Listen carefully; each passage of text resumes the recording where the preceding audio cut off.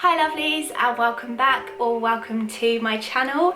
If you are new around here, my name is Kirsty and I make psychic and spiritual content every single week, so do subscribe if you enjoy that kind of thing. So these videos are just a bit more chilled out, laid back, relaxed than my kind of readings and stuff. In these videos I just want to have spiritual conversations, things talking about life and how we can best basically heal, grow and become the best versions of ourselves. Today I thought it would be very relevant to talk about burnout. I feel like right now I could give you a lot of info on this topic and that I have a lot to say about it. Just a quick background for me. I've dealt with burnout for since I was probably about 15 or 16. I can remember always feeling very tired, very fatigued quite easily, and always just taking on so much on my plate that was too much. And it's only now, as I'm 28, that I'm really realizing okay Kirsty, you can't do everything, you can't do it all. Not all at once anyway. So there are 5 things that I've really kind of discovered and that I'm going to share with you today to how to kind of work through burnout and how to kind of heal it. There are always going to be times in life where we're busy and where we have a lot going on, but if we can kind of notice these things or do these things, then we can kind of help ourselves to heal burning out so frequently. Because I posted a quote on my Instagram page, which I will read now, and this was a spiritual download. This came directly to me from Spirit and they told me to share it. And it basically says, life is not about repeating a cycle of recharge, burnout, recharge, burnout. It's about finding the mindful balance between the two so you don't have to do either. So it's about finding that sweet spot so you're constantly on a neutral level of energy. So you're always full up but still being able to give at the same time. It's a hard place to be and it's not probably something that you're going to be all the time, but if you can be there majority of the time, then great. So the first thing I've got in my list of how to heal burnout is to recognize your burnout signs. There are always signs and signals that come up before we actually hit that feeling of being drained, that feeling of being tired, that feeling of literally having no energy, no motivation, nothing to give. That feeling of just, I can't be bothered basically, right? That is burnout. Burnout is being completely burnt out, just tired, nothing left to give. So recognizing your signs. For me, my signs of when I'm becoming to get burnt out, I get very, very physically tired. I get very physically tired. I get very disengaged with conversations and with people. Someone could be talking to me and I'll just be zoned out, thinking of all the things I've got to do. I'm not present. Another sign of mine would be getting very bored with things that I love to do. So my passions, all of a sudden I become very demotivated and bored and I just don't want to do it.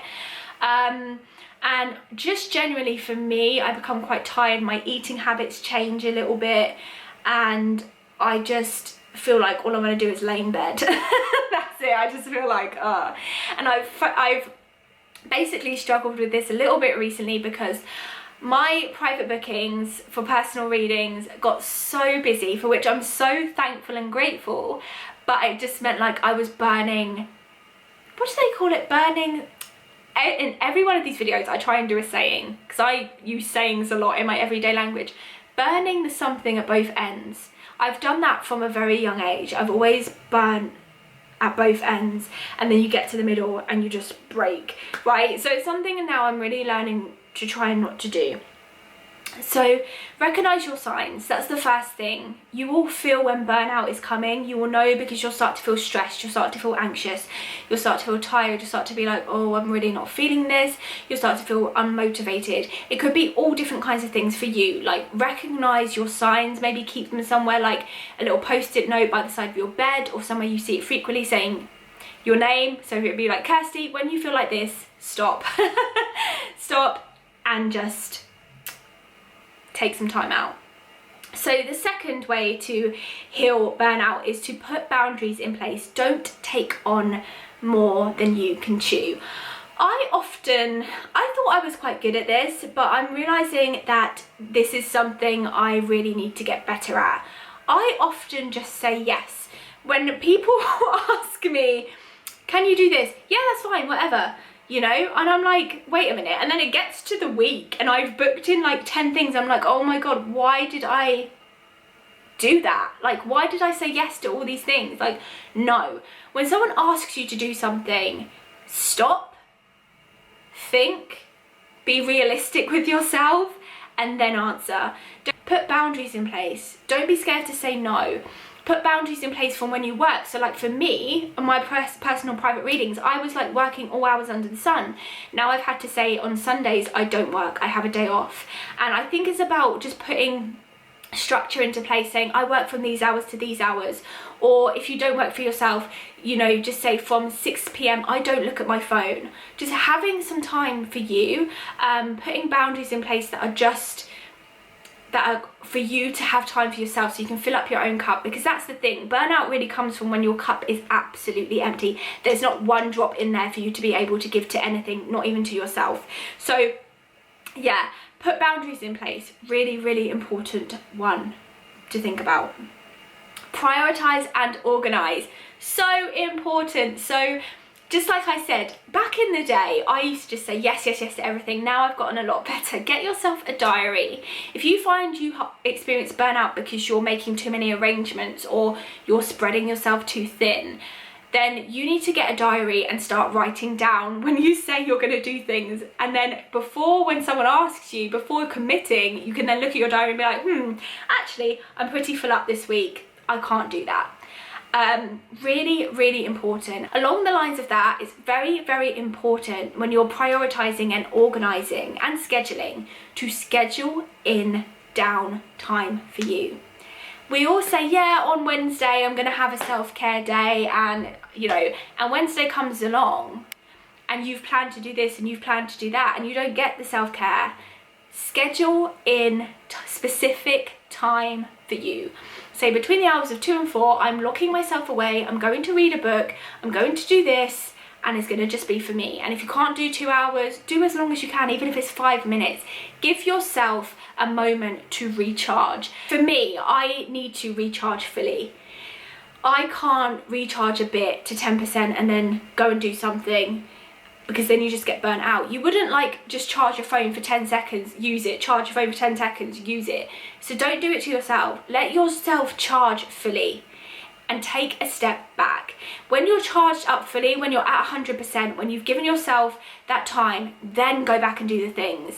Don't worry about anything else, because at the end of the day, if you don't function, if you don't run properly, then nothing else is going to work. And you might fill yourself up to 10%, but within 10 minutes, you're gonna be back down to 0. So make sure you're charged up fully. But prioritizing and organizing are so important in doing that, and time management. Sometimes we give our time and our energy to things that just don't serve us, that don't benefit our lives. So I'm just gonna take a cup of tea. I'm part of an online book club, and last month we read a book called The Power of Focus, and in that book the author talks about the 4 Ds of time management. And this is something I have now carried with me. When I start to feel overwhelmed, I look at everything I have to do and I say, right, what can I actually do? What can I do right now? What can I defer and delay? What can I defer, delay to another day? What can I delegate for somebody else to do? And what can I just drop? What do I not need to be doing? And I feel like those 4 Ds, they are the 4 Ds of time management. But I feel like when it comes to prioritizing and bringing balance into your life, because balance really is the healer of burnout. When you're balanced, you know, everything's at an even level. Those 4 Ds of time management are so crucial, because you can only do what you can do. And if you can't do it, then you need to defer it, delay it, or drop it. And that's it. It's as simple. So now whenever I find myself overwhelmed or needing to make a decision, I look at my list and say, right, what can I do? What can I defer? What can I give to someone else to do? What can I delegate? And what can I just drop? What can I get rid of? And it just gives you a clear vision, because sometimes when we get burnt out and we get overwhelmed or underwhelmed, we don't think straight. And so just coming back to basics, having that structure, that technique, the 4 Ds, really does help put things into perspective. So do, defer, delegate, or drop. Slow down. Slow down. Sometimes we think because we've got so many things to do, we need to do them in a rush, right? And it's just not the case. It's something I've really been learning about. When I actually have more to do now, I say, wait, I'm going to take it slow today. This is what I have to do. I've got the list in front of me. I'm going to take it slow. When I'm rushing and putting pressure on myself, sometimes I'll just put so much pressure on myself, I'll be like just sitting there like staring into space because I've backed myself into a corner, being like, you must do this, like I'm doing that to myself, you know? So be kind to yourself, take it slow, slow down. You know, by being slow, it just feels easier. You're easing the pressure, you're easing, you know, the pressure on yourself, because when we do rush, when we're busy, we put so much pressure and stress on ourselves, and stress causes burnout. Slow down. You might have a lot to do, but you'll find if you go at your own pace, you actually get through things quicker. Slow down. Slow down. Underestimated thing, but so valuable.